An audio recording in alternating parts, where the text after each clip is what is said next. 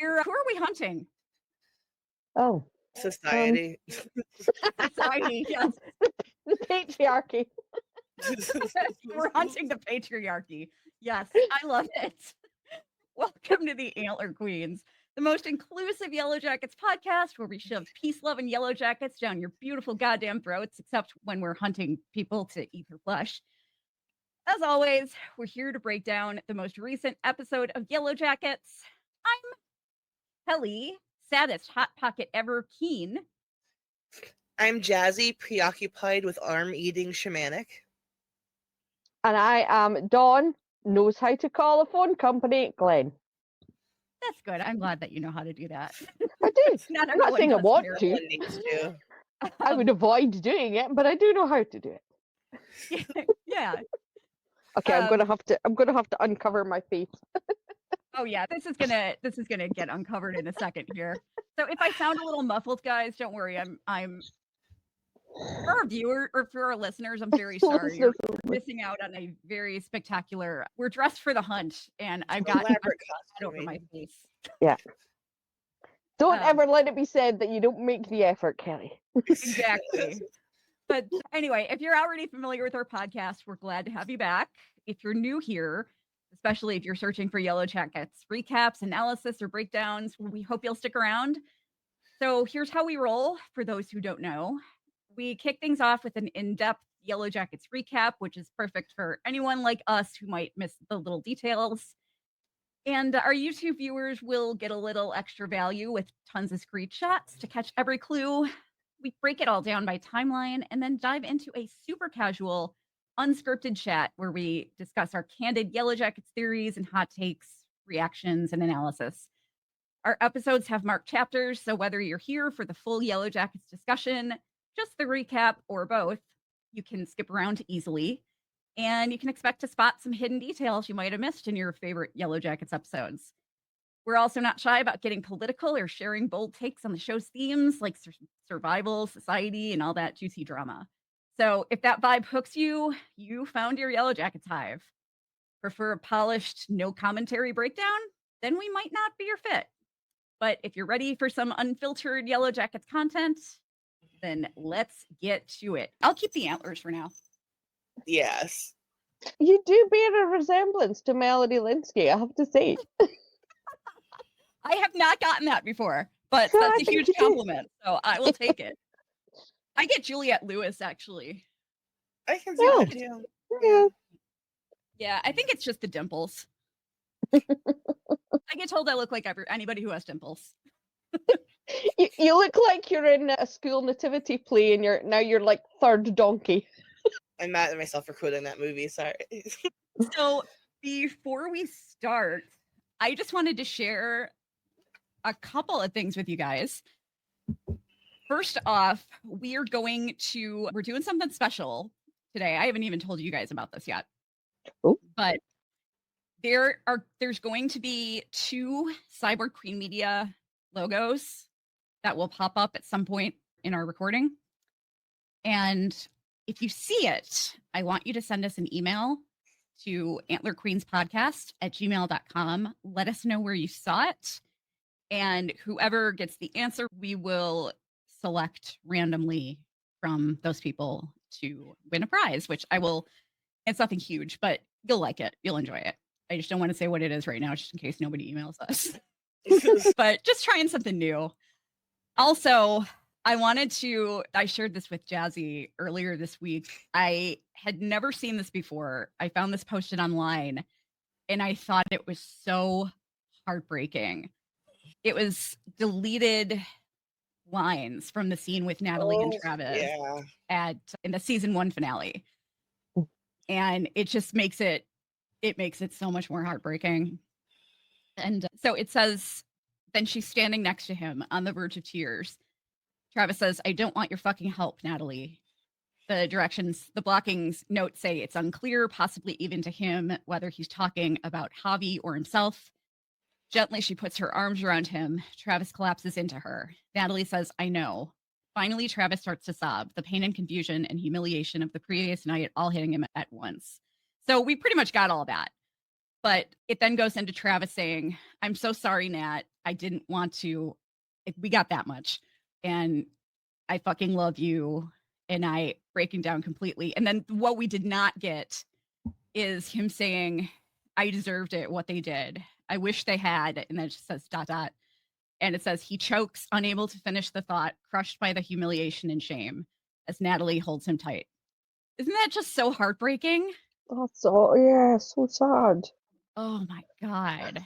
Like, Travis has turned into such a great character Yeah, because he's he was really. just incredible season 1. I was so Yeah. sad that we didn't get to see adult Travis because I think he would have been really interesting and it would have been an interesting dynamic. Obviously, Yeah. the whole Yeah. thing is he's the whole reason why that it all happens, but still, I just think he would have been a really interesting character. I thought the adult Travis was really well cast too. Oh Like, my Yes. I'm sad we God. did not get more of him. Yes, yes. He nailed like his speech and just he Mhm. sounded just like him and he looked like him. It Yeah. was perfect casting. And I forgot the actor's name. I have no Right idea. off the top of my head, but yeah. Yeah, I'm I would really have loved to have seen more of him. But I also wanted to read from an article that I found in Vanity Fair about Van's death. And it says when the showrunners of Yellowjackets told Lauren Ambrose what she could expect from the drama's 3rd season, they covered a lot of ground. We talked about the strike being over and the business contracting. And then they were like, and your character's going to die, Ambrose says. This required what the actor calls some adjusting. When she was first cast on the series in season 2, playing the adult version of plane crash survivor Van, played as a teenager by Liv Hewson, Ambrose expected to stick around a little longer. Certainly that was how it seemed from being lured onto the show and getting the job, she tells Vanity Fair. In an emotional interview alongside Tawny Cypress, who plays Van's lover Thaisa, Ambrose says she's still processing both her exit from the show and the nature of her character's death.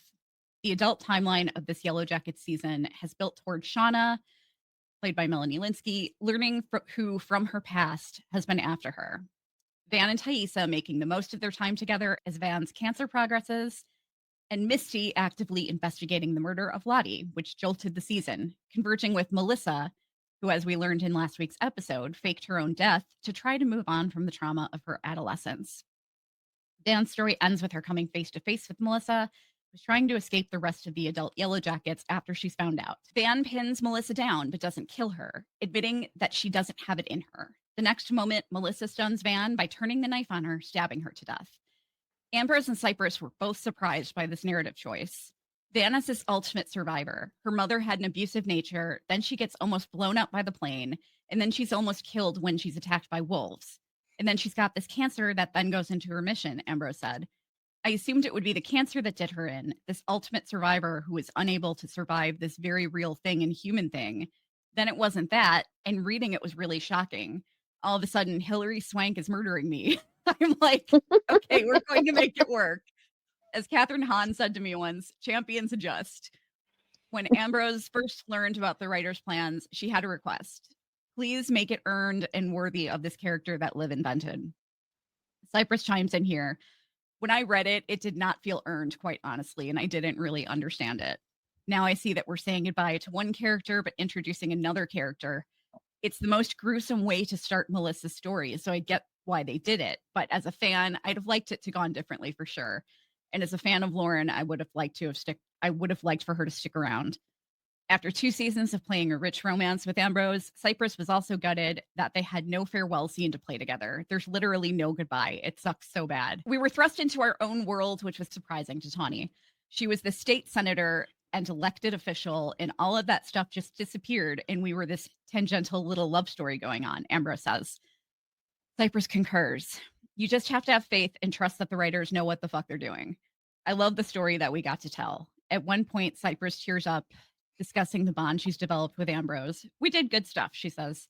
It was mine and Lauren's goal to show the love that Liv and Jasmine created, to finish their story in the most noble way that we could. We got very close. Ambrose, too, wishes the show could have explored the Thaisa Van dynamic a bit more in the end. And Van as an individual, Cypress adds. But there's so many plates spinning and so many characters on this show, there just simply isn't time, continues Ambrose. It feels like now handing it back to Liv, which is its rightful place for the character. Van has worn all the traumas of her life to create this hard shell that gets a little harder and a little bit harder. And what came out was real anger and bitterness. This isn't how it's supposed to go, Amber said. There's a real turn where Liv's Van shows adult Van the light of what could possibly be next for somebody who's been clinging to the idea of survival from a very early age. Liv was such a great sort of midwife to that feeling of relinquishing life, of letting go. So anyway, I just thought I would share that. I don't like to speculate on this type of stuff, but it sounds like there's just a bit of a mess going on behind the scenes of the show. It definitely sounds like there's changing plans. Yeah. As they go along. So I'm not convinced by they know what's going to happen for 5 years. Well, that's really normal though. Yeah. It's normal to have it's not even normal to have a map of your show that far ahead. That's really rare. So them saying that makes me believe that it's true, but the writers are on set every day watching the scenes, and they'll like present new pages. They'll watch a scene be shot 1 or 2 times, and they'll take that out and give them new pages like on the fly, and they'll just read them real quick, run the lines a couple times, and then shoot it again. It happens all the time. People think of a script as like a finished book when it's really more of a constitution. Like you're adding and amending and changing things all the time. Yeah. I think that's good if they're adapting to what's working and what isn't. And of course, I would imagine they didn't anticipate Juliette Lewis asking to leave.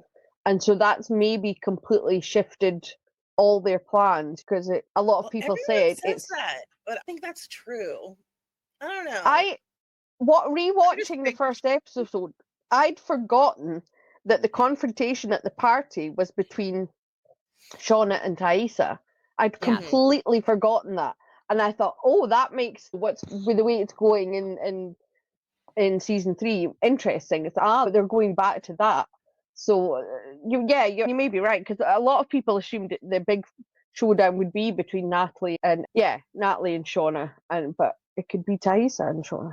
It makes sense to me for the final showdown to be Natalie and Shauna, like narratively. It makes more sense, honestly. But I think I said this last week, but it feels like of the adult survivors, Natalie is the most together and stable in the real world.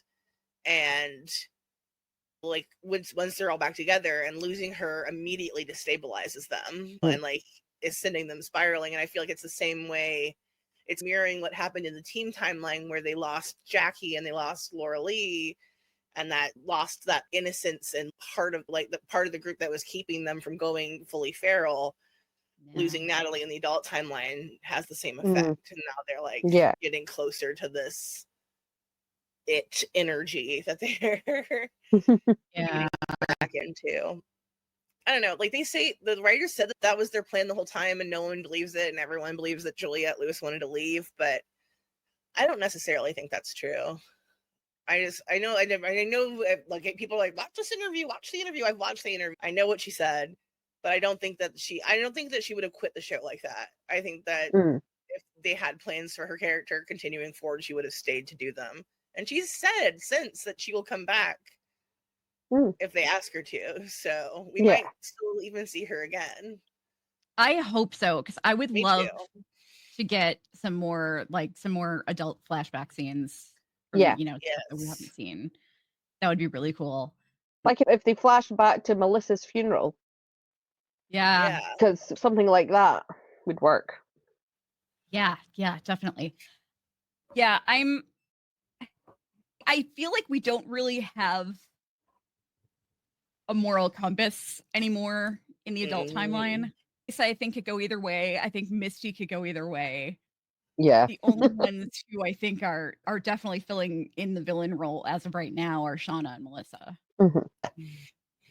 But I am so excited about Shauna's season 4 storyline. Oh my God, give it to me. Give me the book. Yes. Give me the book. She has nothing to lose. Nope. Let Melody Linsky Shauna. It's gonna be intense.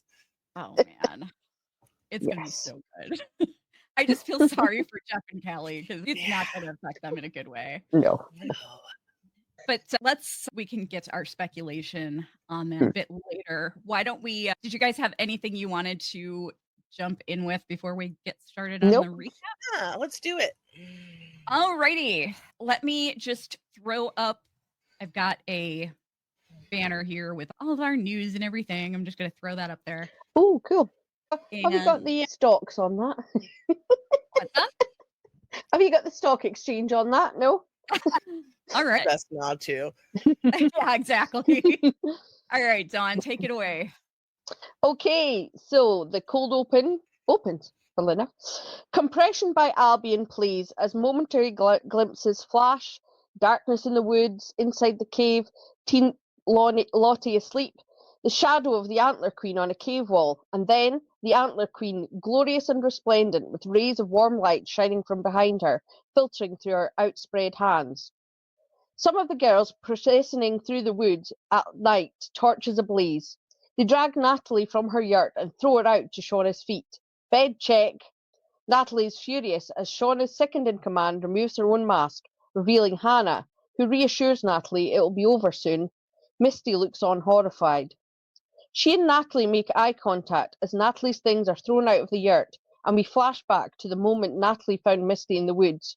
You're telling me this is your fault? Natalie screams. Fuck you, times 3. Misty stammers apologies, but Natalie clocks her in the face, knocking her to the ground. Terrified, Misty asks if Natalie is going to tell everyone, but is answered only by Natalie asking what Misty's plan is to get them home. She informs Natalie that the antenna from the transponder fits the satellite phone belonging to the scientists, and that Van has been trying to fix it. Back at the bed check, Misty asks Nat if she's okay, but a still furious Natalie spits at Misty to leave her alone. The others announce Nat's bed is clean and that everyone should go back to bed. Van looks to a scared Misty and jerks her head backwards towards the place the radio is hidden. The crowd disperses and we see a shot of Cody's head that's clearly being used for target practice. Meanwhile, Lottie sleeps on, continuing her dream of the Antler Queen. I am ready, a combination of young and old, Lottie says. My will is yours.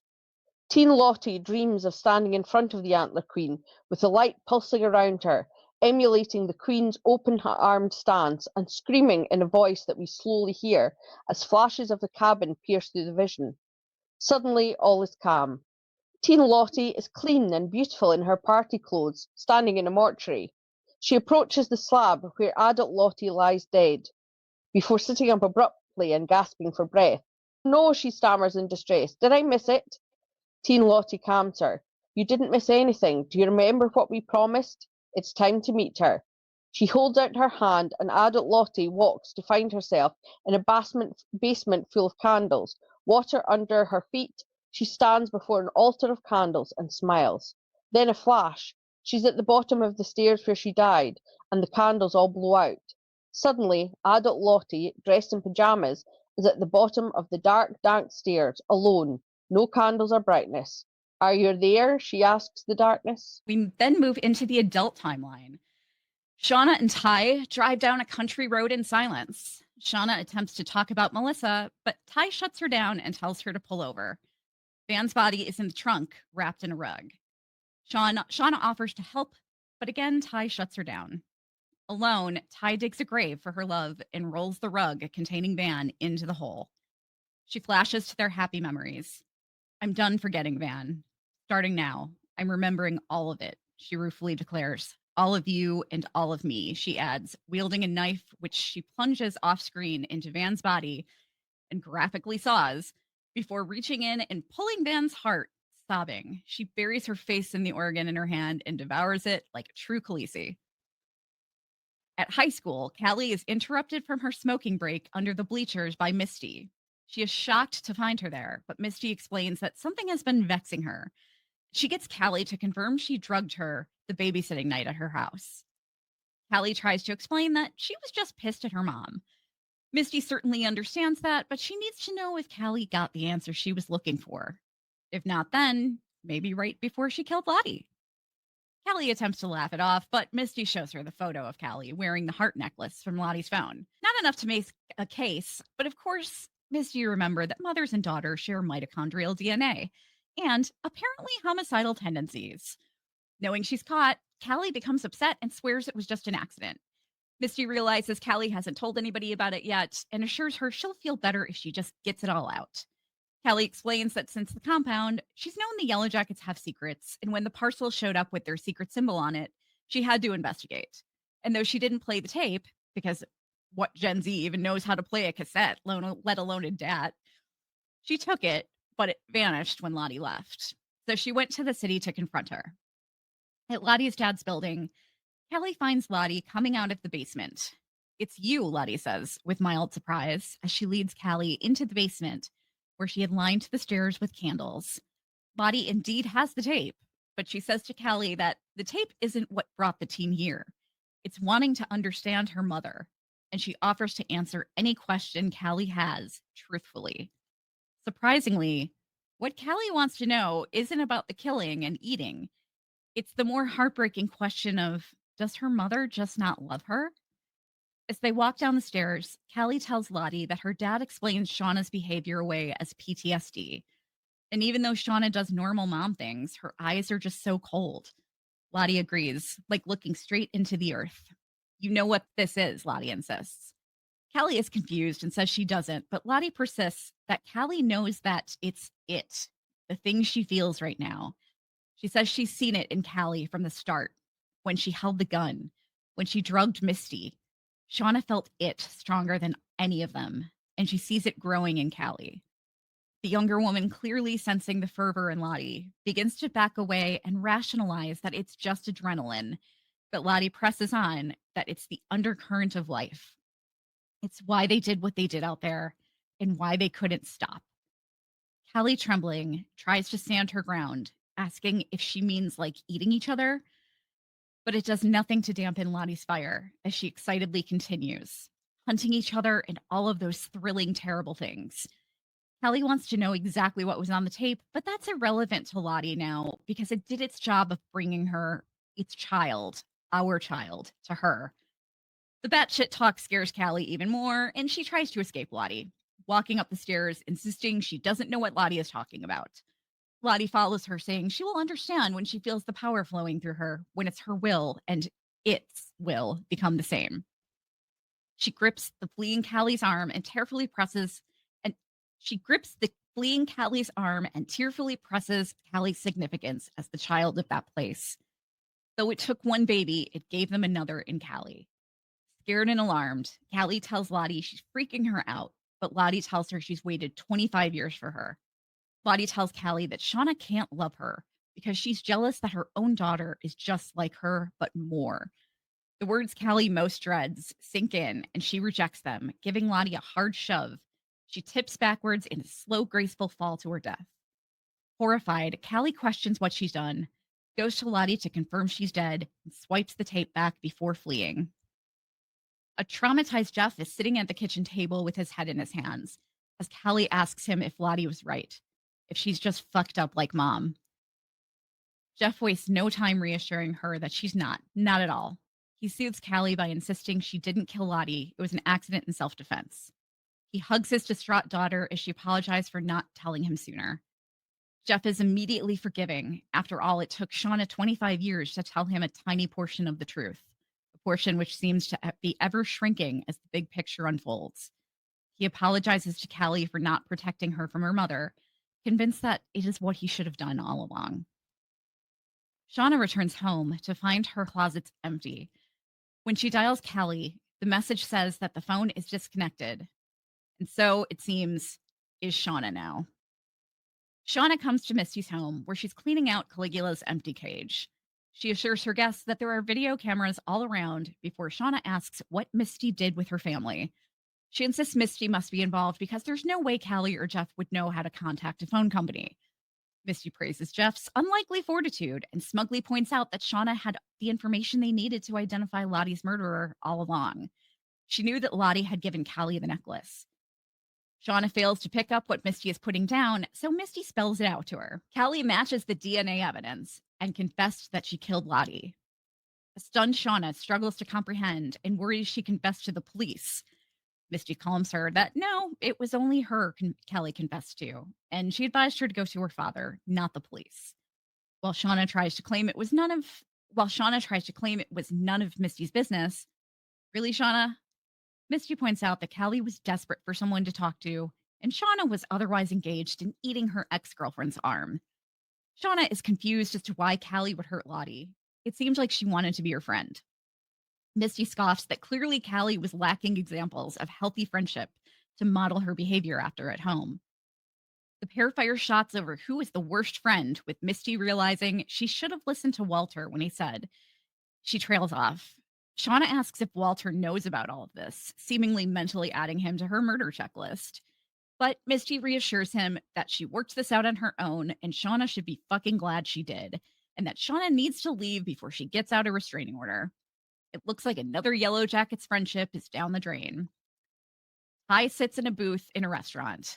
We'd all agree we'd keep the past in the past, she says to an unknown companion. She continues that they all agree to protect one another and keep their secrets, but Shauna let Jeff get to her journals. She killed a man and mutilated Melissa. She declares it's Shauna's fault Van and Natalie are dead. And looking back, the worst of what they went through in the wilderness was caused by Shauna.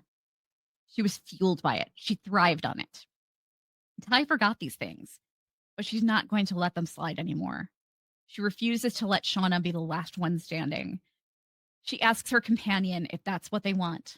The camera turns to reveal Misty across the table, who says she definitively does not. Raining Blood by Slayer begins to play as we see outside, watching this meeting take place, is Walter.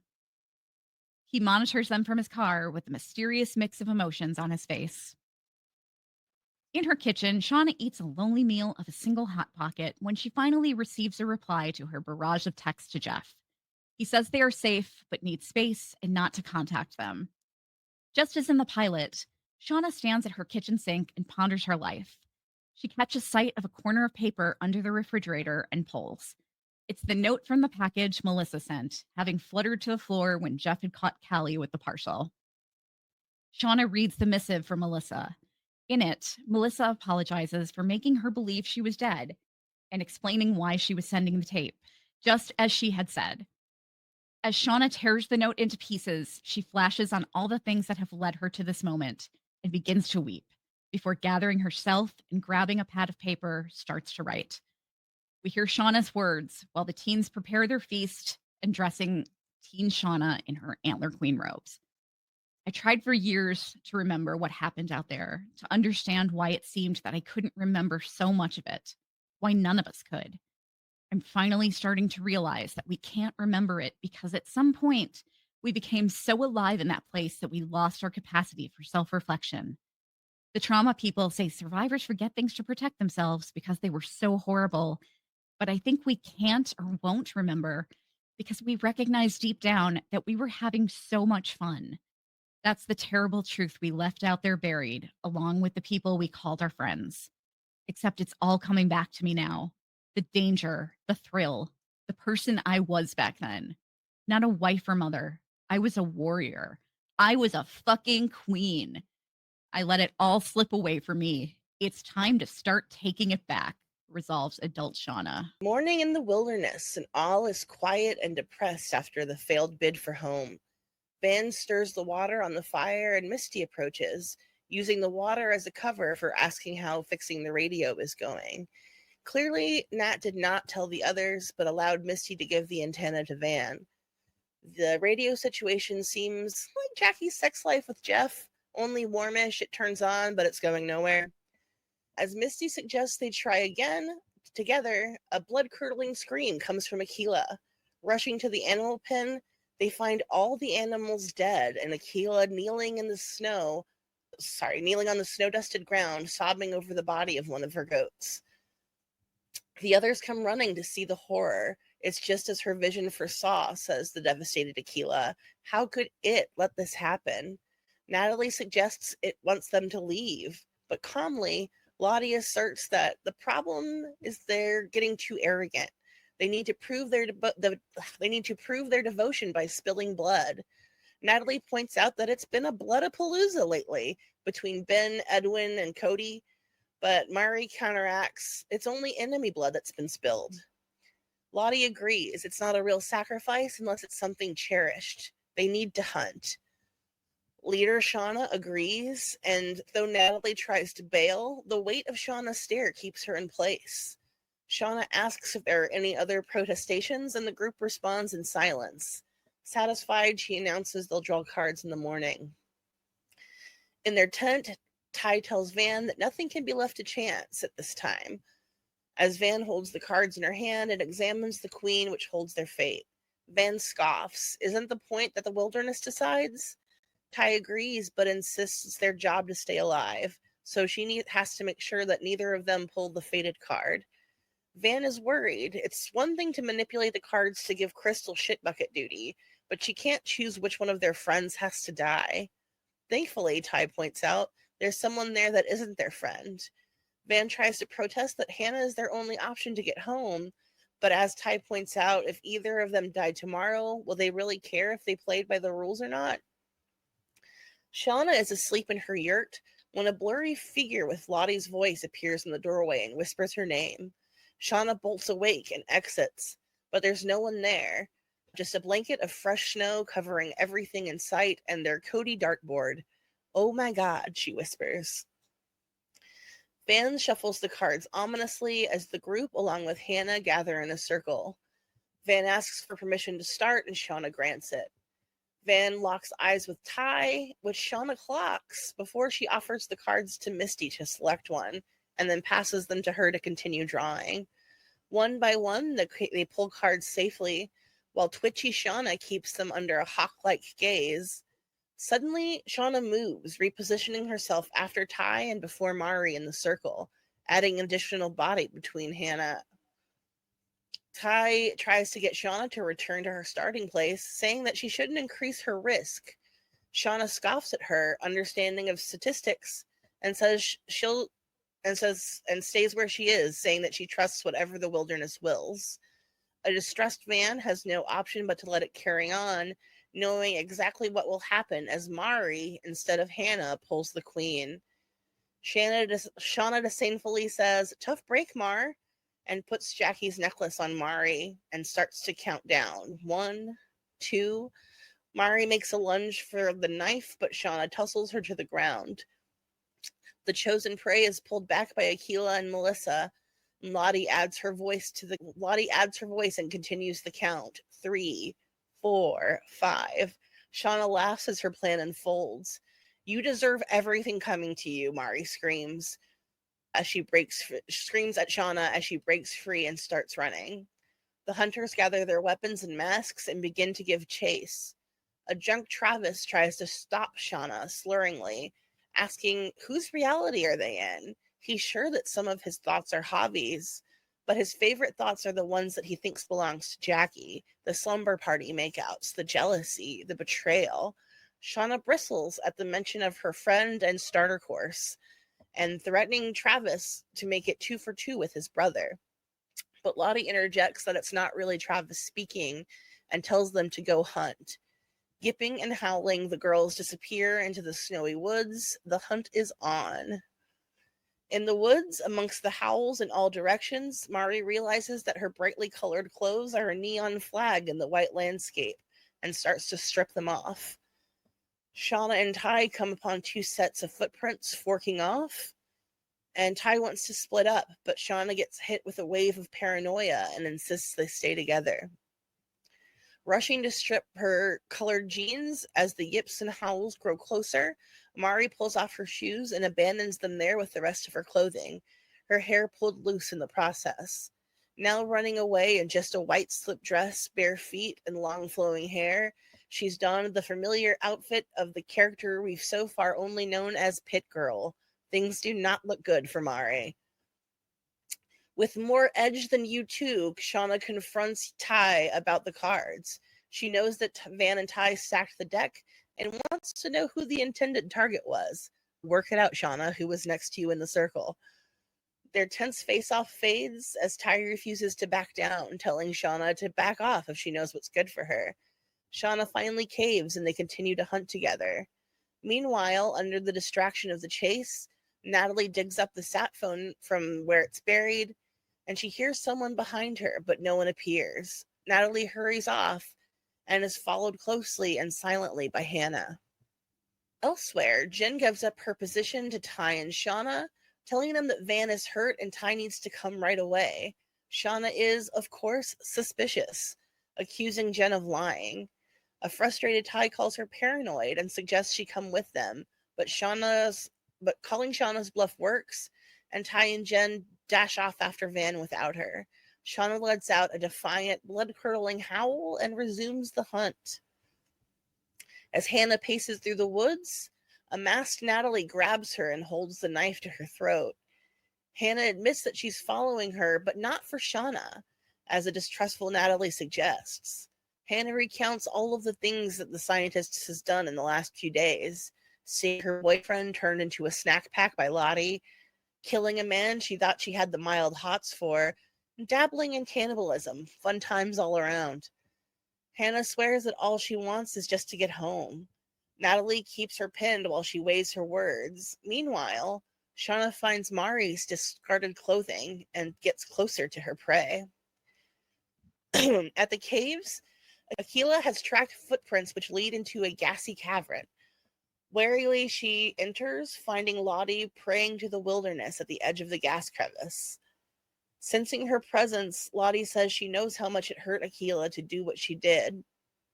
We see a flashback showing exactly what that is. Akila telling the group if they really want to hunt, she has an idea. We cut to her grinding up poison and then ultimately screaming at the death of the animals that she raised and killed. The death of innocence in more ways than one. Akila tells Lottie that she misled her into believing that she was a seer, but she no longer believes that now that Travis has told her the truth. Lottie counters that if Akila's visions came true, just like hers and Travis's, they're all connected to it. Unconvinced, Akila grabs a rock and declares that this is all Lottie's fault. Ultimately unbothered, Lottie sits back down and says it's too late for them to go home now. The place is in them, even if they go back. It will always be with them. Akila raises her rock to strike Lottie from behind. Mari runs full speed through the woods, tripping and grabbing her now bleeding foot. The calls are coming in closer. She flees, pursued quickly by Shauna. Ty stops Jen in a quiet part of the woods, realizing that something is amiss, particularly as moments later a perfectly fine Van approaches and asks what's going on. Jen confesses that Mari is her friend and she just wanted to give her a fighting chance to get away. Van kindly says that she still might make it. The cacophony of whooping and howling make it seem unlikely, and the girls take off in the direction of the howls. Mari struggles barefoot through the trees with Shauna hot on her heels. The cacophony of animal sounds begins to close in on all sides. Shauna is stopped in her tracks by a large stick, which knocks her on her back, where her masked assailant climbs on top of her and pins her down. Mari flees further, running straight into Lottie and knocking them both off their feet. Lottie eerily asks Mari if she sees where they are. You've been here before. You could let it be different. Mari is all the way done with Lottie's bullshit and tells her to fuck off again and takes off sprinting directly into the pit. Lottie touches the eye of the tree we see in the pilot, and shots from the first episode continue to play out in context. Shauna's assailant is Melissa, who straddles her ex-girlfriend and pushes her stick across Shauna's neck, choking her. The horn sounds to announce the end of the hunt. Shauna, struggling to breathe, insists that the hunt is over, but Melissa says it's not for her. She continues to press her stick against Shauna's throat as her eyes begin to grow dim, before suddenly letting go and rolling away. Melissa just didn't have that dog in her yet. I knew you'd turn out to be boring, Shauna declares as she walks off in disgust. Van passes where Lottie stands staring at the pit, and in the scene mirroring the pilot, approaches the pit and looks in to see Mari's pierced and bloody body, hands still twitching. Ty comforts Van as she sobs over the loss of Mari, saying it's all their fault. Shauna orders the pit to be filled in once Mari is removed. and she coldly asks Ty and Van what their holdup is. They have a feast to prepare. Mari is unceremoniously dragged back to camp, leaving a trail of blood in her wake. We see flashes back and forth to the pilot episode as Mari is strung up in a tree and Shauna commands Natalie to do the honors. The pink hooded figure steps forward and slits Mari's throat, draining her blood, while Shauna says that the wilderness has made its choice clear. She demands they prepare her for tonight, and when it's done, to bring her Mari's hair. As adult Shauna narrates, we see the preparation of Mari's body and Lottie dressing teen Shauna in all the trappings of her station. Mirroring the silent scene from the pilot, Antler Queen Shauna proclaims, "Eat and never forget this." And the teens begin to consume Mari at their feast, flashing back and forth to the pilot. Completing their grim meal, the Cannibal Council walks single file back to their yurts, followed by Antler Queen Shauna, who toys with the strands of Mari's hair that have been woven into her costume. As the pink hooded warrior goes to dip into her tent, Shauna grabs her. She tells Natalie that she wants to believe she didn't have anything to do with what happened during the hunt, but she has her suspicions. When she gets no reply, she yanks off her mask, revealing that she's talking not to Nat, but to Hannah. "What did you do?" a stunned Shauna stammers, looking around at her smirking betrayers. She screams, "Where the fuck is Natalie?" Misty removes her mask and puts on her cracked glasses and smiles, completing the pilot scenes revisited. As Aerosmith's "Livin' on the Edge" booms out, we fly through the trees to the ridge atop where Natalie appears and puts down the radio, hurriedly setting it up with the piece she got from Misty. The LED lights light up from red to amber to green, and the radio crackles. Natalie screams for help, asking if anyone can hear her. She tries channel after channel, begging for help. She screams, asking again, "Can anyone hear me?" Suddenly, a crackle, a silent pause, and a male voice replies, "I can hear you." I just wanted to take another look at this. Look how it's just this vast expanse of nothingness and Natalie. She's so tiny. I know. I wonder how far she had to walk. Right? Yeah. With that phone. Holy shit. And is she really by herself? Is there She has to be. Yeah. Everyone else is there. It doesn't seem all that smart to me for her to be by herself.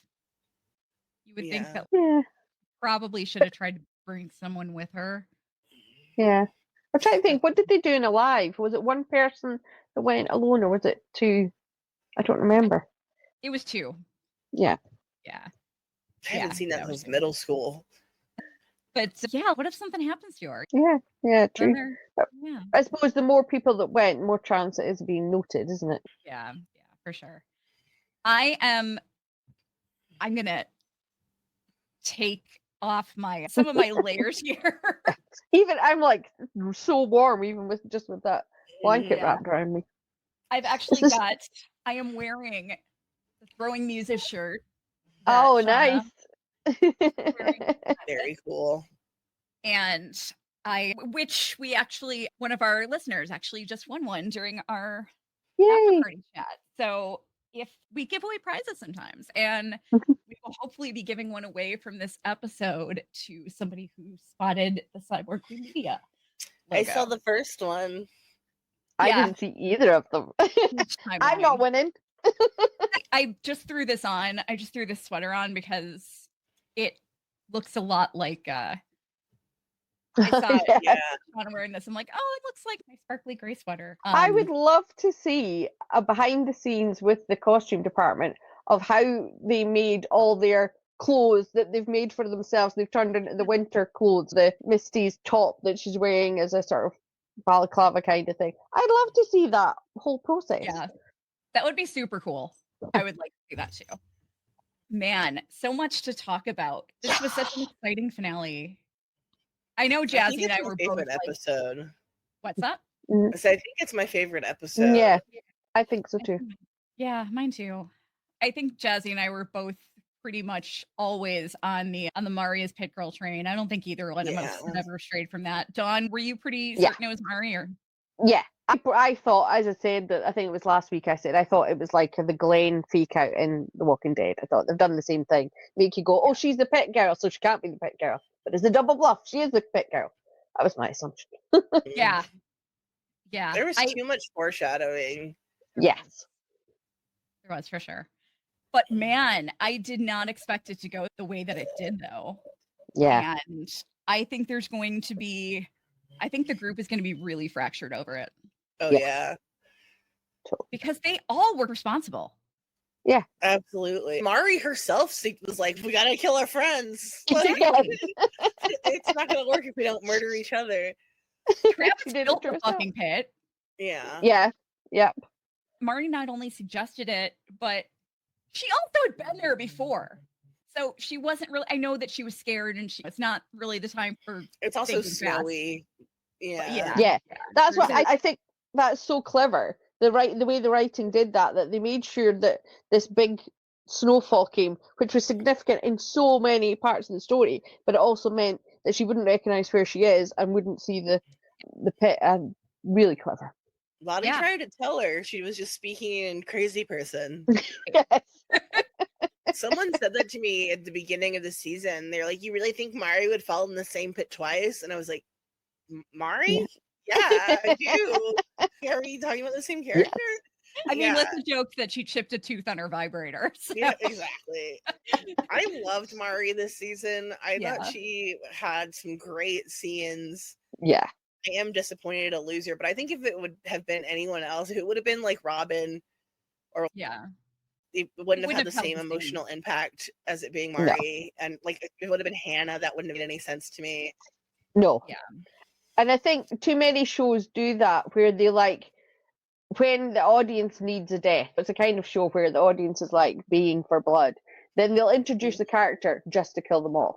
Exactly. Just so they can go, look, we've killed somebody. Yeah, that's exactly what I'm thinking of.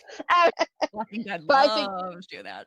Yeah, but I think it's totally cheating. So I'm glad that they did that misdirect with Hannah. So you go, oh, Hannah's got long dark hair.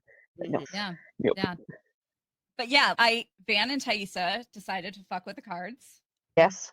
Shauna stepped in there because she clocked it. And actually, I think Shauna was right to do that, to be honest, because their whole reason that they were hunting, that they were doing the hunt, is because they felt like they needed to sacrifice. They needed to make a real sacrifice.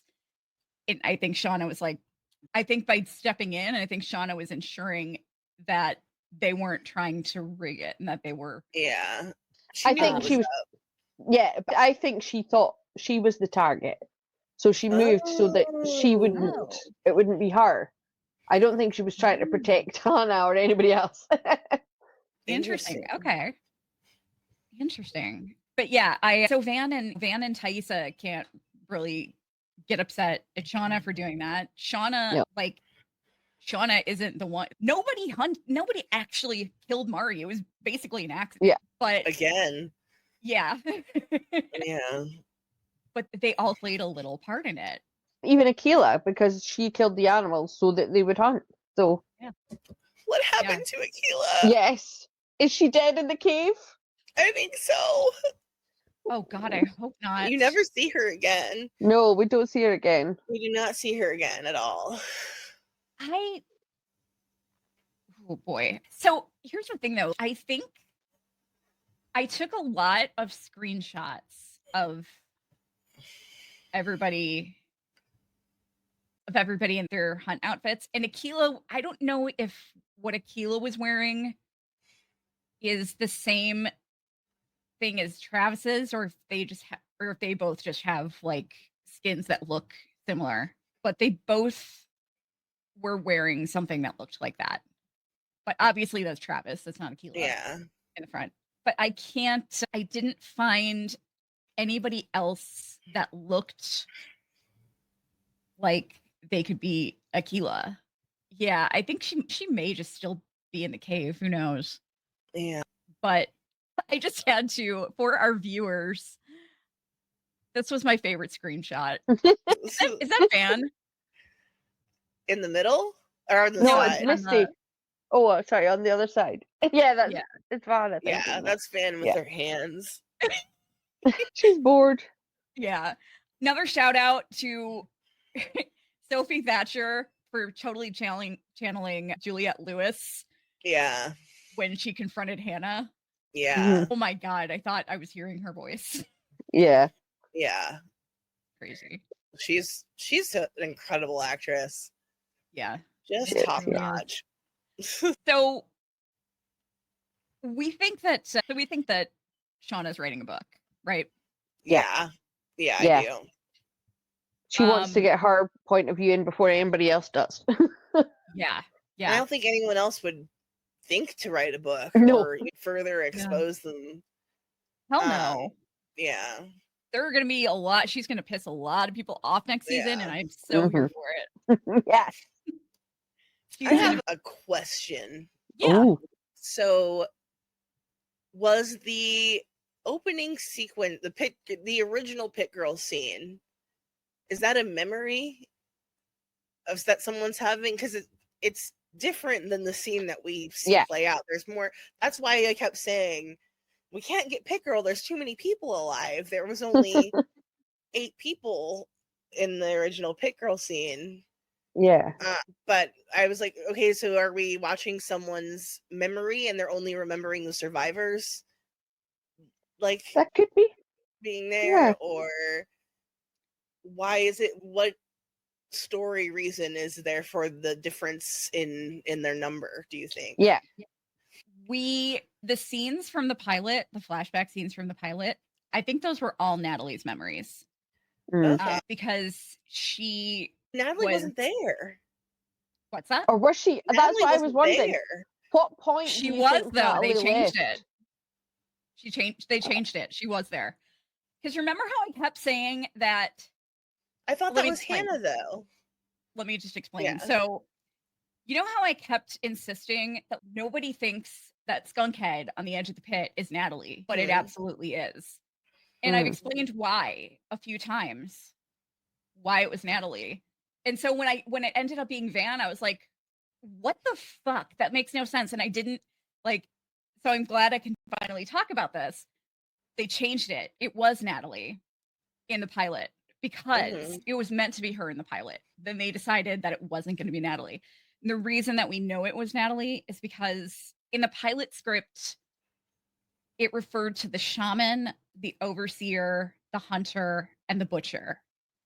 And they said that the hunter was standing at the edge of the pit, but it wasn't just that told me that was Natalie. There was a longer scene at her rehab center where she was talking to a guy that and this scene was cut, and she was like stretching out her back, and the guy commented something like back trouble, and it immediately went to a flashback of Skunkhead like pulling the rope to lift up Hit Girl.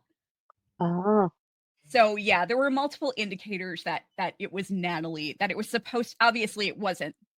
It was a stunt double. It was a double in the pilot, but there were multiple indicators that it was supposed to be Natalie, and then they changed it. So it's hard. So it really confuses everything for me now, because I'm pretty sure those were Natalie's memories before, but I was wondering if she left after the feast, because I would think it would be easier to spot her at that point than when they're leaving. She can go, whew, I'm going in the opposite direction. Yeah. So then was her on the ridge like days later?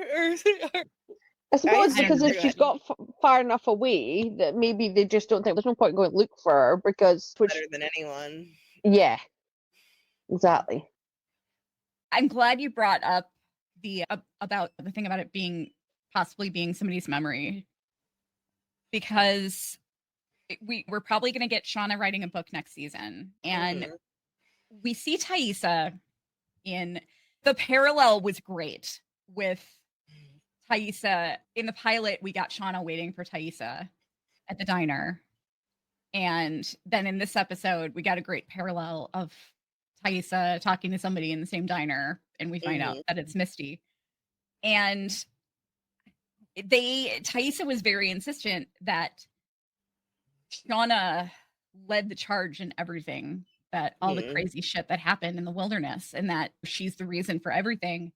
We also know that Shauna is the character's actual speech. We know that she's an unreliable narrator because she says that she's forgotten so much of it. But I don't know if I agree with Ty.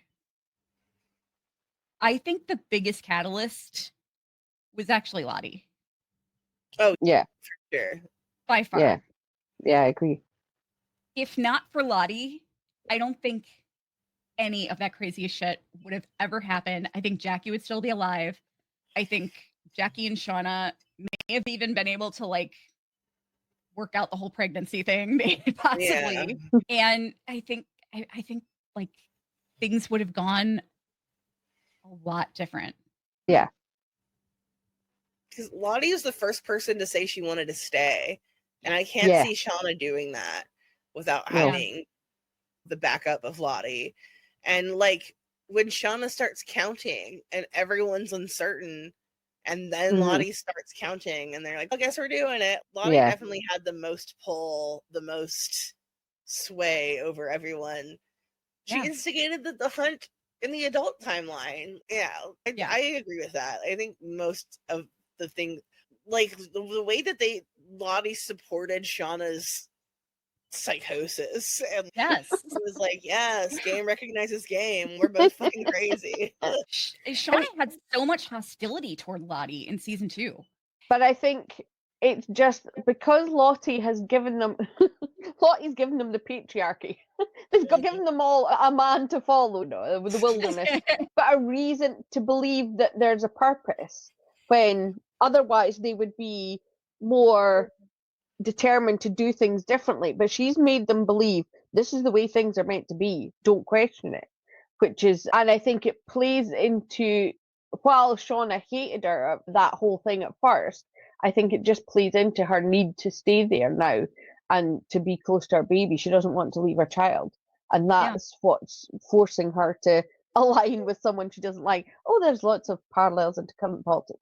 Yeah. Absolutely. Yeah, she's totally buying Lottie's Kool-Aid. Yeah. And I would argue that Lottie was responsible in a way for the version of Shauna of adult Shauna that we got in this season, because she started the hunt. Of course, Shauna's going to be fucking paranoid. So it makes sense to me that she would be fucking paranoid, and I don't think that it was all in her head either. Obviously, we know that Misty shut the freezer door, but the breaks could be a coincidence. I don't know about the phone, but I don't think that she was being unreasonably paranoid. No, I don't think so. No, not at all. Yeah. I think it was Walter that cut her brakes, maybe? I don't know, but I will tell you, I think that we're going to see Shauna and Walter working together next season. I think the Keith Morrison reference, I think Walter has some investigative journalism in his background and as a citizen detective, but it makes sense. But I think that he could possibly, I think the favor that Keith Morrison owed him, I think maybe he got implicating information on the Yellowjackets. And I think that there is a chance that he may have actually developed feelings for Misty. Like just whether or not I think he was there to stalk her at first. He may or may not have developed genuine feelings for Misty, but he was obviously stalking her at the end. He had his stalking outfit on. And I just want to point out his entire selection of music in his car Yeah. Misty his music to look through. It was all show tunes. Yeah. Which put up the red flag for her. I have no idea where my red flags are, by the way. But they're right here. So yeah, Misty thought it was suspicious that he had all show tunes. But he's spying on Misty at the end in his spying outfit, and he's listening to Slayer. Nobody's one exception to slow tunes. Slow tunes? I cannot talk today. Nobody's one exception to show tunes is Slayer. I'm sorry. No, that's just true. Yeah. Walter's got all the red flags. Yeah. So I think we could see Team Shelter. I think Walter has the wilderness in him, and he's trying to whittle them down to one, and she'll take her back to the wilderness as his queen. Yeah, I could see Shauna and Walter working together next season, and then their Thaisa and Misty are like their nemesis team. But then I could totally see Walter dumping Shauna as a cohort, and because Misty tries to get back in his good graces. I think we may see. I feel like we may actually get a hookup next season between Shauna and Melissa. I hope so. I was going to say, do we know what Hilary Swank's signed up for? Is she signed up as a regular, or I don't know. I was surprised she wasn't in the finale. Yeah, same.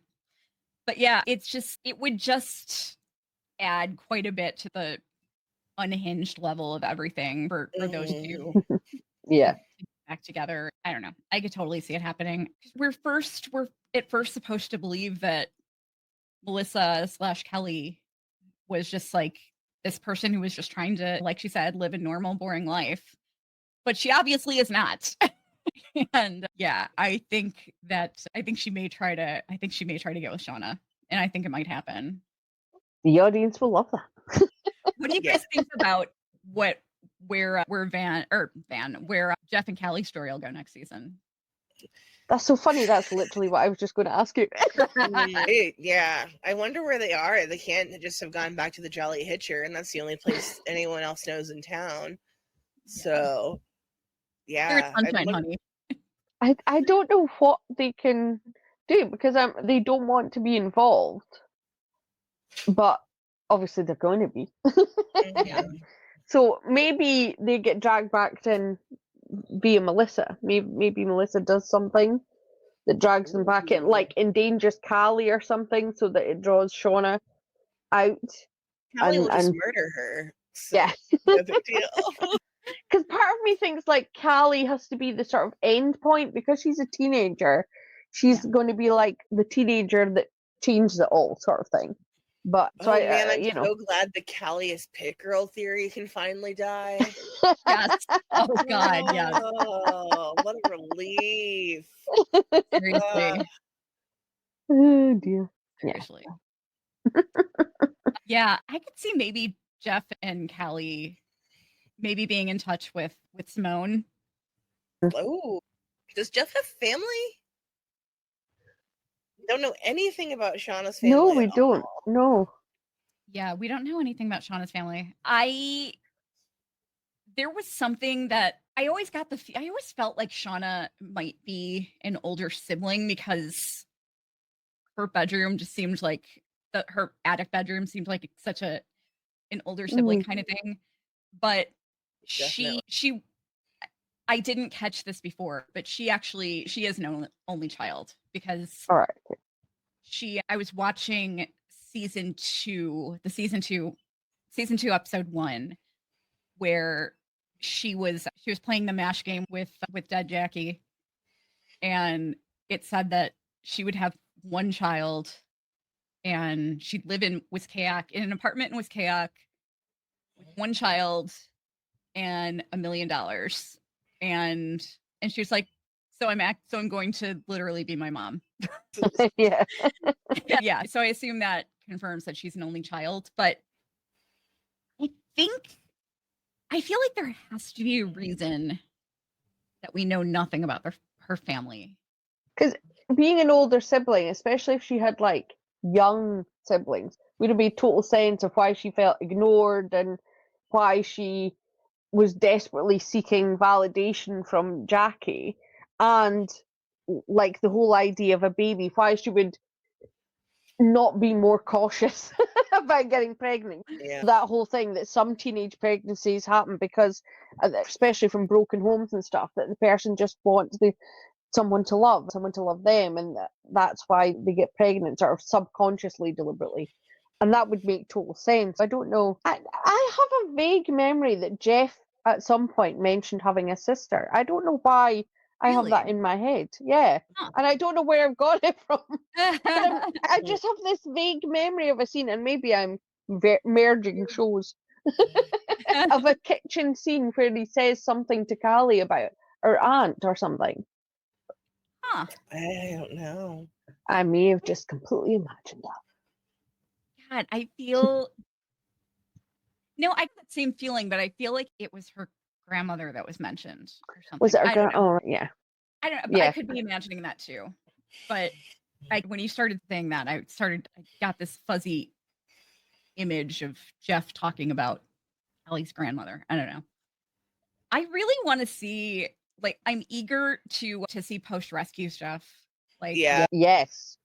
definitely. Because I was thinking, how many months do you think it is in the teen timeline at that point? Do you think it is the exact point they get rescued, or do you think maybe it takes a couple of weeks for them to get We rescued? Or figured it's October, right? And they don't get Yeah. rescued until January. yeah. okay, Yeah. yeah. They They still get have some rescued in time. January. They still have 3 or Yeah. 4 months. That's what I thought. I thought it was going to be about 15, 16 months, something like that. Yeah. 19 months total. Yeah. But yeah, I'm eager to see their families. Yeah. Like, we know some of them don't have don't have the greatest families. Yeah. Yeah. You know what I would really love to see is if Akila survives, I would love to see her back in school, like finishing her senior year and trying to adjust to being back in school and being like the school celebrity, basically. I'd love to. Sorry, carry on, Jazzy. No, go ahead. Go I ahead. was just going to say, I'd love to see Van's mom has not done well under the pressure of having a missing daughter, and Yeah. that when Van goes home, there's no way she's going to live with her, and she goes and lives with Ty or Ty's family or something like that. That's what I can see happening for her. Can I tell you guys something I feel a little guilty about? Oh, yes. In the opening, the Ty and Van burial scene, her thunking her body in that rug made me laugh. And I felt so bad. I did it every time, like the 3 times that I've watched this episode. Her like, thunk, I love you so much. Thunk, I'll remember you forever. Thunk, oh my god. I was like, I have the same fault, but not over that. For some reason, it makes me laugh every time Lottie's body hits the ground. I don't know.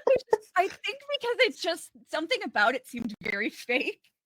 Yeah, it's not a well done fall. It's very like ballet. Yes.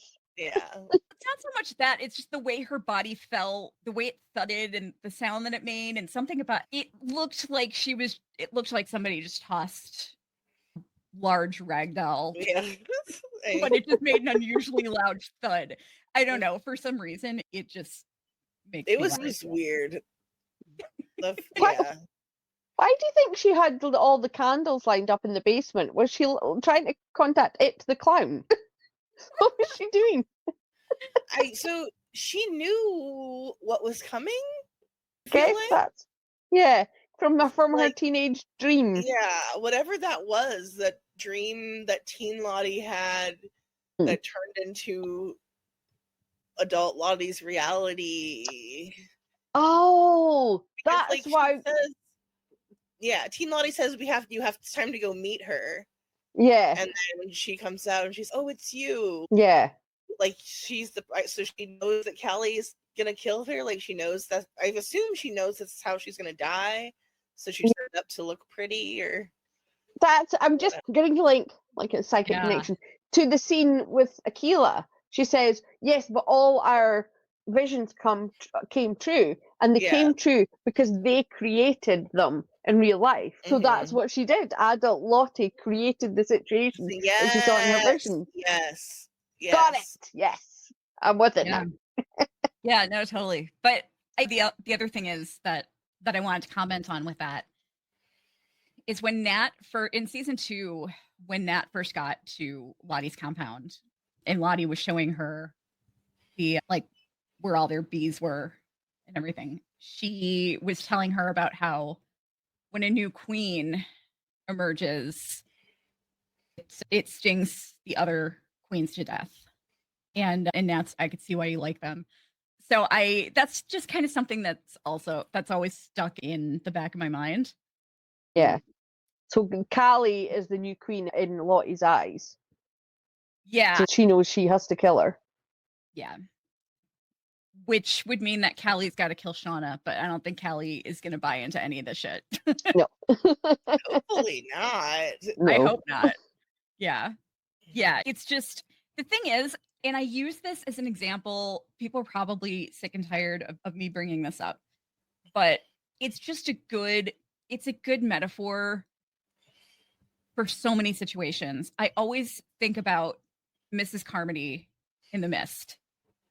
When we first see the group in the supermarket, like, she's just this crazy religious fanatic that no one wants anything to do with. But as they get more and more terrified, she becomes more and more convincing, and she has more power over them because they just want answers of any kind. And she's willing to feed them a bunch of bullshit, so much so to the point, and they buy into it so much so to the point that they're willing to sacrifice a child. And it's not that there are so many situations where people will find a deeper meaning in something that really just has a completely logical explanation. And it all comes down to how much you hang on to your sense of reality. Yeah. Self-fulfilling prophecy. Yeah. It's like you have, whatever brings you peace is the road that you're going to go down. And if that means that you want to believe in something else that doesn't make any logical or scientific sense, then you'll find meaning in anything. But, and I think it absolves them of guilt, absolves them that they say it's not our doing, it's this higher power. Yeah. So I'm just following what it says. So it's not on me, it's on my shoulders. Yeah, exactly. And but I think that I'm glad that Jeff got Callie out of there. Yeah. Because I love that he said to her that he apologized to her for not protecting her from Shauna. Because he was so ride or die for Shauna. Yeah. He finally woke up and was like, all right, I have a daughter who really needs my help right now. And I need to do something about this. Shauna's gone. Do you think he's done? No. I think he's addicted to Shauna. I think he's not going to be able to give her up. I don't know if he's going to make it. I think his love of Shauna is going to be his undoing. Yeah, you're right. When you actually, yeah. I don't want that to happen. I love Jeff. Yeah. Maybe he protects Callie ultimately and loses his life that way. Yeah. I could see that. We got that dream of his in season 2 where she killed him, and I could definitely see that being foreshadowing. Yeah. They love to foreshadow. Yeah. People don't believe it. But also the way that she killed Adam, I would be terrified around her because the way she killed him, it was like, it wasn't cold-blooded, calculated murder. It was like, I have PTSD and he triggered me and I just reacted without thinking, and now he's dead. You know? Sunday, isn't it, from the reel? Yeah. That she killed with, 41 blows or something. And she says it was because of PTSD was triggered. Yeah. So. Yeah. She didn't even go to prison, I don't think. No. She did get off. Yeah. She became a counselor. Yeah. Melanie Linsky's in one version of that Yes, story. she is. The one I saw was Candy with Melanie Linsky. Yeah, she was very good. Yeah. I watched the Elizabeth Olsen one first, and not to be a hater, but Jessica Biel is not the same. It felt so soapy. I didn't end up watching the Melanie Linsky version. See, I was the other way around, so the other one seemed really dull to me. So. I get that. Yeah, I did not see the Elizabeth Olsen version. It's pretty good. Elizabeth Olsen's a great actress, so She is. Oh, totally agree. I love Jesse Plemons. Do you think that there's going to be like any kind of tension between Ty and Van next season? Do you think that Van will be upset with Thaisa for like talking or Interesting. messing with the card draw? I don't know, because we know they're still together for a while after they get back home. So I assume they're going to stay on the united front as much as possible. Yeah. But I don't know. I hope so, because I think there's very few strong friendships in there, and so there's not a lot of people having someone to rely on, and I really hope. I just can't imagine Van without Ty having that connection. I really like that we have them as the sort of core heart of the teenagers. Yeah, I do too. I do too. There were a couple of things that I was confused about. So why, at first, the beginning scene, at first I thought they were going through everyone's beds who was part of the why were we checking Natalie's bed? Yeah.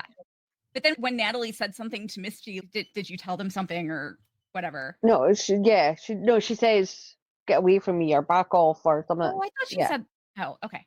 So maybe they were checking everybody's, but I don't know. They were just checking hers. It was only Nat's, yeah. I was really confused about that. Because Hannah had the knife that was smuggled out, that she said Cody had it. So what was missing? Nothing was missing, because Hannah gave it to Shauna. So what were they looking for? Shauna trying to assert power over Natalie, put Natalie in her place. Yeah. I don't. I didn't understand why they were doing that either. Yeah, that confused me. The thing with the animals confused me. I don't understand what the deal was with that. Oh, there's a reason for them to hunt. They have food. They have all these animals. Yeah. And they're trying to. I don't know why they were trying to trigger a hunt, but it makes just because the animals are dead, they've just got a whole lot of dead meat. They've got a lot of meat now, so that they don't have to hunt because they've just got a whole load of meat. Yes, they're saying they have to do a hunt because the wilderness is displeased with them and it killed all their animals. Yes, you're right. You're right. Okay. But also, I'm like, I hope they learned how to smoke meat. Yeah, seriously. That would make a little a more lot sense. of goats. Honestly, the thoughts that I start having when I'm watching this show is just when they slit Mary's throat, I'm like, they should be catching all that blood. If you mix it with oatmeal, that's how you get black pudding. That's what black pudding is. I'm like, that's a really good form of food. They should have kept that blood. Oh, I really need to check my thought processes when I'm watching shows about cannibal. I don't know that they had oats.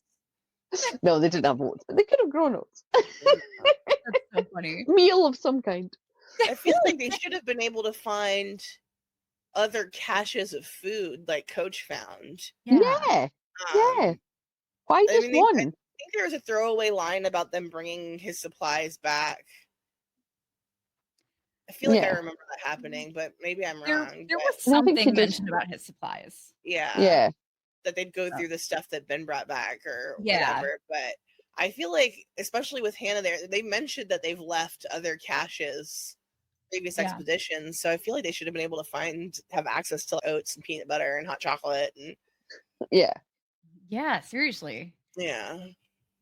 The other thing that confused me was, again, the other confrontation between Shauna and Natalie, or Shauna and Hannah at the end when she thought it was Natalie. What was she saying? She wanted to think Natalie had nothing to do with Melissa attacking her. Oh, Melissa. Yeah. Why would see that just seems so obvious to me that I was like, why would she? Yeah, why would you think? Why Melissa would like she's like Shauna's like hyper paranoid. Yeah. And seeing everything as a setup. So I think she thought Natalie was involved with the plan to pass the queen to Hannah. That this is all everything that's going on is a plan to take her down, which it is. Yeah. Like that's factual. But she wants to be able to pin it on Natalie since Natalie is her main competition. Yeah. Yeah, I really don't think Shauna knew it was the plan was for Hannah because that she says, "Who was it you were planning to get rid of?" Which is, as I said, a stupid plan, a stupid question because we'll work it out who was two ahead of you. But I do think that she thought it was her because it makes no sense. I don't think she would care if it was Hannah, even though it was manipulated by Ty and Van. Because I don't think she cares about what the wilderness desires the way Lottie does. So I don't think she would care as long as it was somebody to hunt, and she doesn't like Hannah, so that would have been fine. Yeah. I was surprised that hunting is so optional. Yeah. It seems like a lot of people opted out. Yeah. I figured that probably was an option, but perhaps whoever didn't hunt didn't get to eat. Well, that's what I thought as well. Yeah. But it seems like Travis didn't hunt, and I think he was there at the feast. Yeah, he was. Yeah.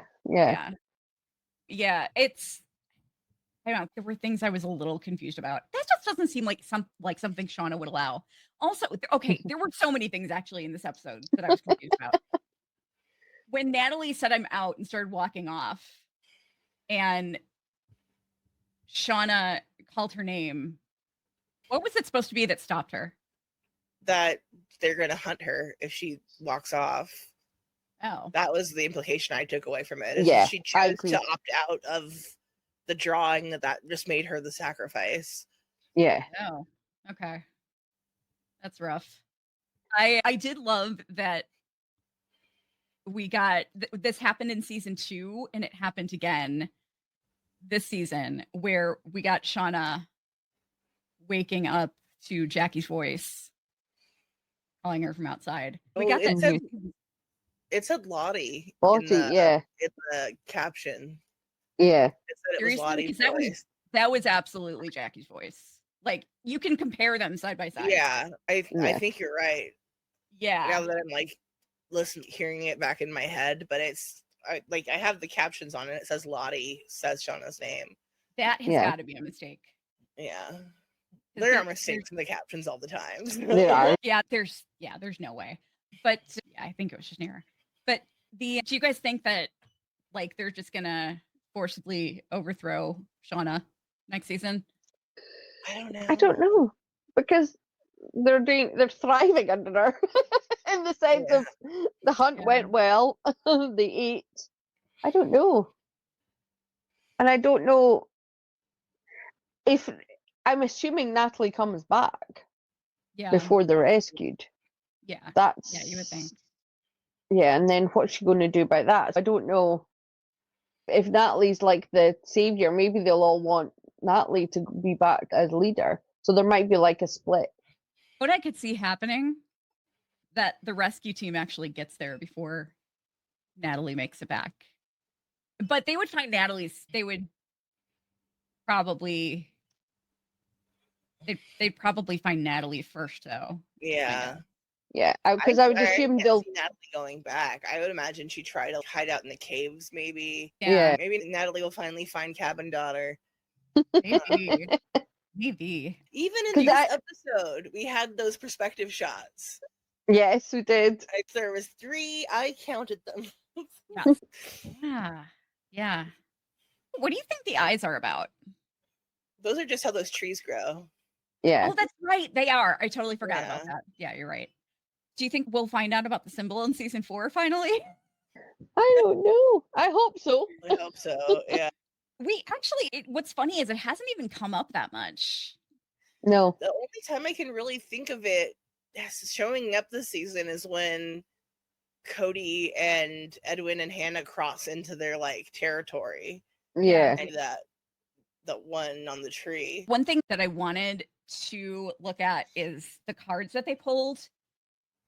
Because supposedly when they had the card draw in season 2, it was supposed to mean something. And I didn't really get a lot of meaning out of it, but I just thought we'd take a look at them really quick. So Misty got the 10 of hearts. And the 10 of hearts, the only thing that I really found interesting in here is that while the 10 of hearts is generally positive, it can also indicate a tendency to become overwhelmed in intimate relationships and isolate themselves. Yeah, that works. Yeah. So I could see that. It also represents the zenith of emotional fulfillment, where the heart's desires are met and the soul's yearnings are satisfied. Ooh. She's got that in that she's important.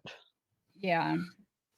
Yeah, these people are also at their best in large social groups. 9 of diamonds, which is what Van got, it's associated with wealth, success, and prosperity, but also carries the meaning of a curse or tyrant in some traditions. There was something that I saw interesting. The 9 of diamonds personality is described as compassionate and dedicated to serving the needs of others, especially those in need. Oh yeah, that's definitely not. The card suggests a person who is outgoing, gregarious, and skilled at communication and influencing others. Let's see. It's sometimes considered unlucky, especially in certain gambling contexts. That's mighty interesting.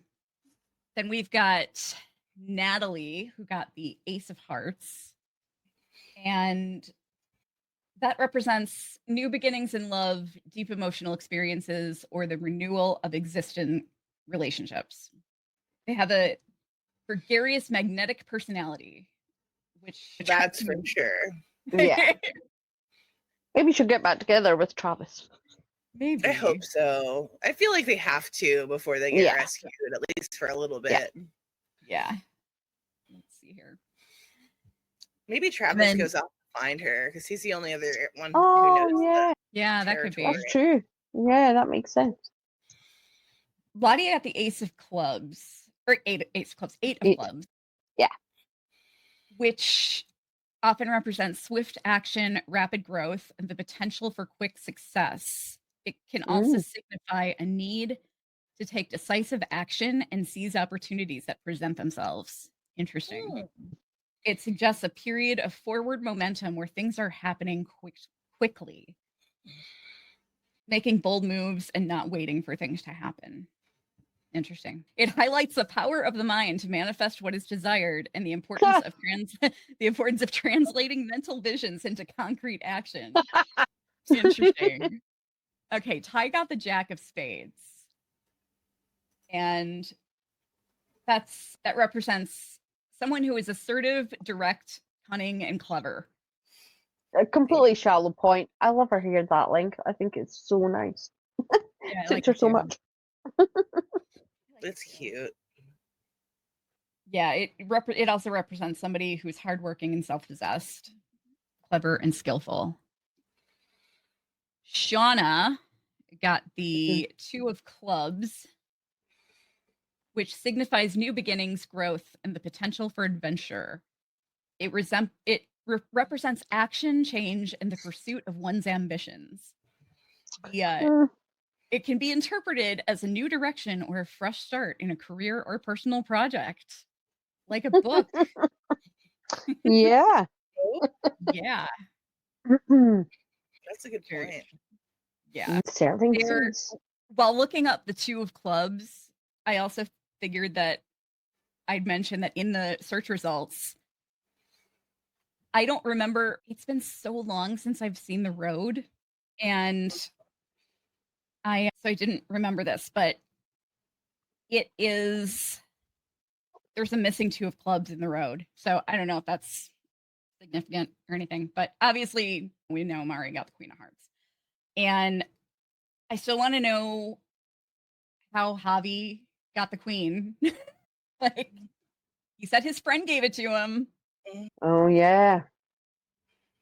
Who was Javi's friend? Was his friend just the gas? I don't know. I'm still a cabin daughter truther. Yeah. I insist that for some of these things to make sense, for Javi to have survived the winter, Yeah, I know. there had to have been someone else there, in my opinion. Yeah, for sure. So let's do our Sassy and Zubas awards. Oh, can I hit one more thing? Yeah. I just remembered that I wanted to talk about. So my whole thing this entire season has been, I didn't think that Ty was in control of her body, and that it's been Issa the whole time, which I feel like we confirmed at the end of last episode, but then they don't acknowledge that at all. So was Issa in control but Ty aware of everything that was happening? Because every other time it's been like she's in a fugue state and she yells, oh, how did I get over here? Oh, I ate Jackie's face? What? Yeah. What? Yeah. Like, I was really confused by Ty just being, I know she's grieving and processing what happened with Van, but there was no acknowledgement of, I haven't been in control of my body all year or all these last 3 weeks or however long the adult timeline was this season.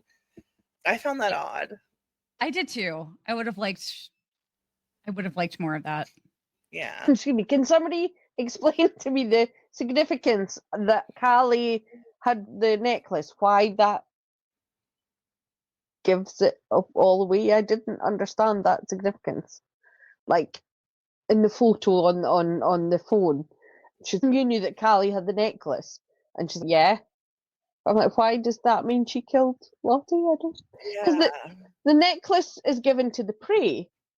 Yeah. So Callie having the necklace to me would indicate she's the prey. So which is why Shauna freaked out so much. Yeah. Yeah, that I understood. Yeah. But it was one of many things on a list of things that didn't make sense to me in this episode. As much as I loved this episode, there were quite a few things on that list, and that's one of them. I kept going, maybe I missed something. Maybe I would just, because I was like, I don't understand why that's a huge significance. I could understand that Misty seeing the photo of Callie and suddenly remembering, oh, hang on, mother and daughter, DNA, click. But why she's wearing the necklace is significant, I don't know. Yeah, I know. That wasn't even, it'd be one thing if it was like, oh, that's from the day Lottie died. Yes, that's what I was going to say. It's from two or 3 days before. Yeah. Yeah, no idea. I don't get that at all. No. Yeah, very strange.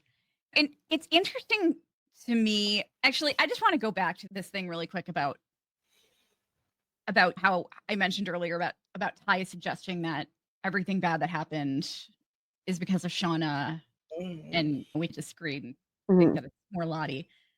But if you think about it, I think there's going to be a lot of people taking turns having the finger pointed at them. Misty's the one that brought Shauna into everything in the first place.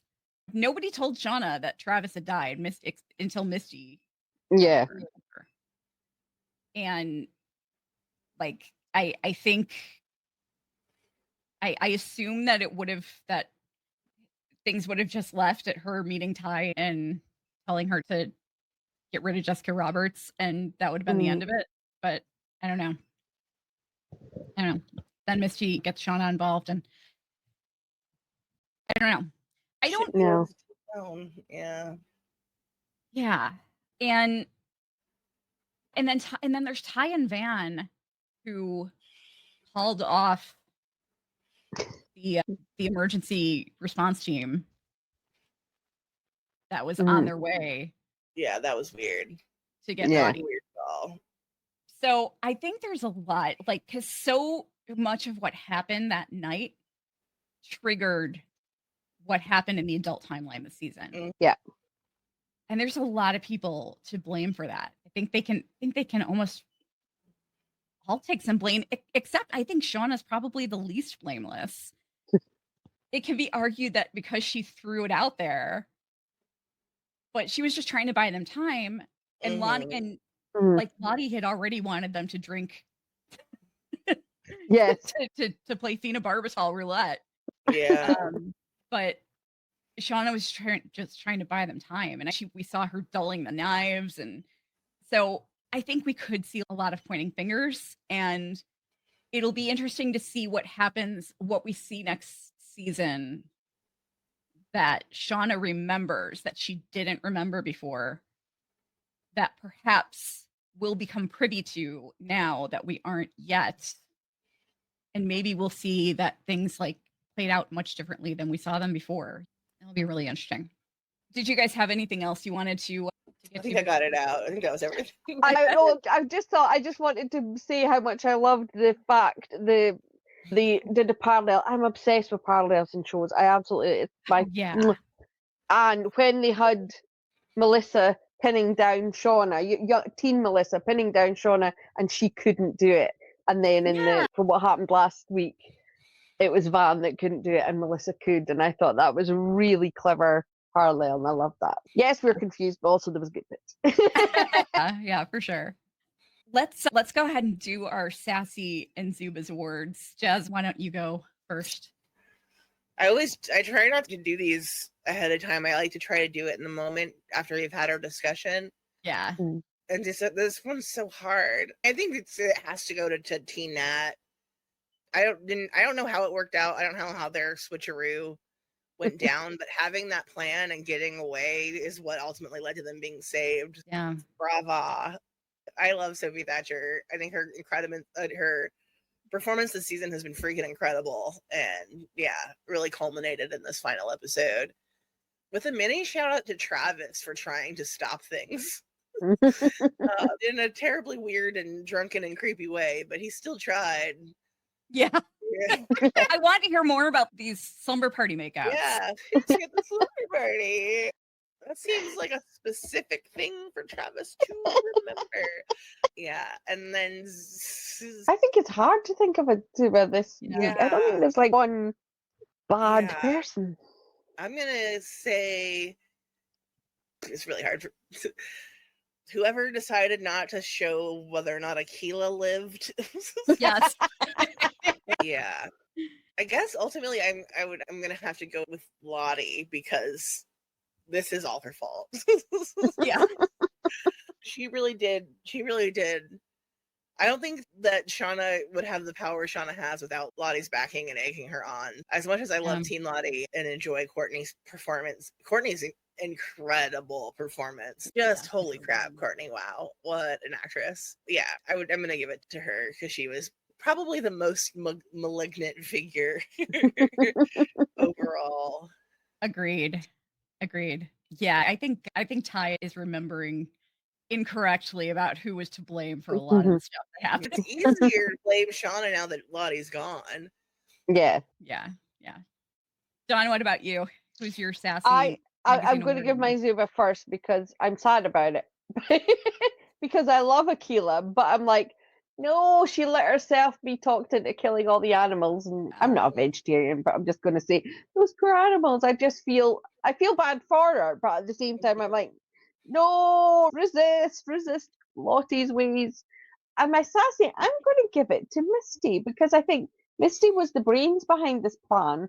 And I love how far she's come. In terms of the teens, I think my feelings towards her have grown so much since the first season that I think she's so clever and quite often so many steps ahead of everybody.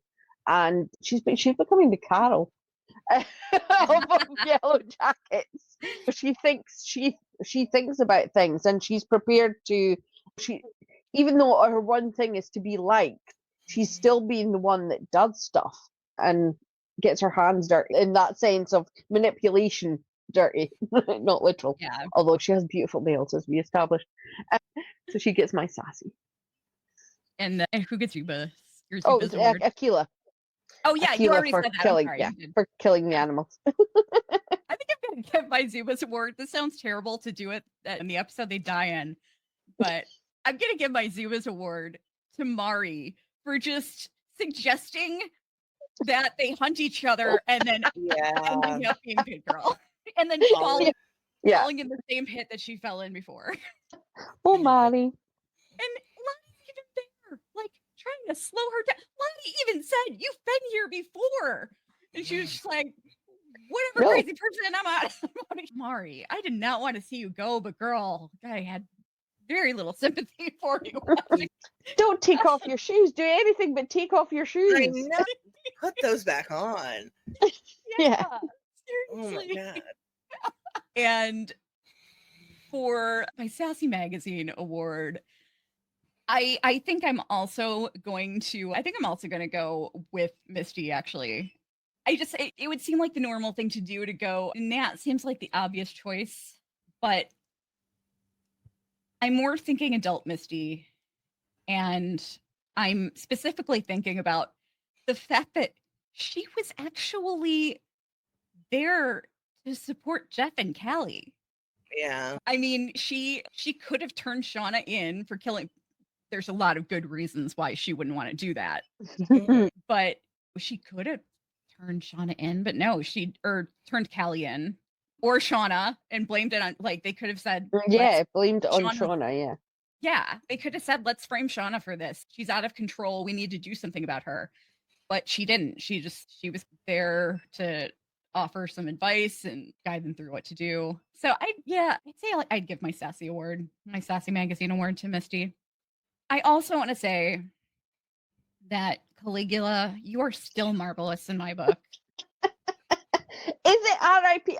What do the viewers think? Is it R.I.P. Caligula? Is Caligula dead? So. Or did she just take off the plaque because of Walter? Yeah, I think she was. Yeah, I think it would be new. Like, we would know it if Caligula was dead. Yeah. Yeah, I think she was just cleaning his cage and just getting rid of the Walter gift. But yeah, I'm eager to see what Walter's going to be up to next season for sure. Yeah. So intrigued. Shauna is not going to be on good terms with anybody. So I could see Walter becoming an unlikely ally. If anything, is a way to keep close tabs on Misty. But I think that he might have been sent to spy on her by Shauna. It's very possible. That's a good point. Yeah, that's what I'm thinking. But any other thoughts? Nope. Does you have anything to add? All right. I thought it was a great season. I don't care what anybody says. I enjoyed it. I had fun. I loved it too. I can't. Yeah, I enjoyed it. Our goal is to put out 2 episodes a month for the Antler Queens. I'm hoping that one of those will be an interview. We won't be starting our rewatch for quite some time because we've actually got the first rewatch coming up in the schedule is which we will start next month. If you haven't checked out our other content, please feel free to do. We cover From and Severance and The Walking Dead spinoffs, 2 of the spinoffs anyway. We covered The Ones Who Live and Daryl Dixon. Feel free to check those out. We are doing a Sunday night after party with Sci-Fi Vision this week. So it's going to be a joint after party. So look for a notification on that. Also, we are still looking for team members, and I will start reaching out to people probably next week since the season is over. If, like I said, we're hoping to put out like a couple episodes a month for the Antler Queens. So if you have any particular subjects that you'd love a deep dive on, or any particular interviews that you'd love to see that maybe didn't spring to our minds right away, maybe you have a really good suggestion for a conversation that we should have with somebody behind the scenes, or let us know in the comments. And if we may do a season 3 wrap up too, I'm guessing we would probably do that before anything else. So if you would like to join a fan panel on that, feel free to email us. Let us know in the comments, or just email us at antlerqueenspodcast@gmail.com. If you'd like to support the show, you can always send us a donation. Our PayPal email is antlerqueenspodcast@gmail.com. We are also in addition to content creators and social media help and editors for the team members that we're currently looking for, we're also looking for a Discord manager, because Discord just confuses the hell out of me, and we really need somebody to set it up and manage it for us. But if you would like to contribute to my lipedema fundraiser, for those of you who don't know, I recently came out as having lipedema. There's no cure for it. I'll have it for the rest of my life, but it is extremely treatable and manageable. Pain in the ass to treat and manage, but unfortunately, I'm far enough advanced that I need surgery at this point, and insurance will not cover it. So I'm screwed there. So if you would like to donate to my surgery fundraiser, you can check that out at the link on the screen. For our listeners, that is spot.fund/Kelly's Medical Fund. And there's more information on lipedema in there as well. But guys, it's been a great season. And Dawn, thanks for joining us for the last part of it. Yeah. Thank you for having me. I've loved it. Always great to have you. And yeah, I'm sad that it's over, but Me too. looking forward to doing some deep dives, and maybe we'll finally get out that Lottie deep dive that we've been trying to get out. She's dead. It's probably a good time to do it. All right, guys. Hopefully we will see you on Sunday night for the after party. Or if you're watching this after then, we'll see you soon enough. Hopefully in a couple of weeks. All right. With that, peace, love, and Yellowjackets all. We're out. Buzz, buzz. Bye.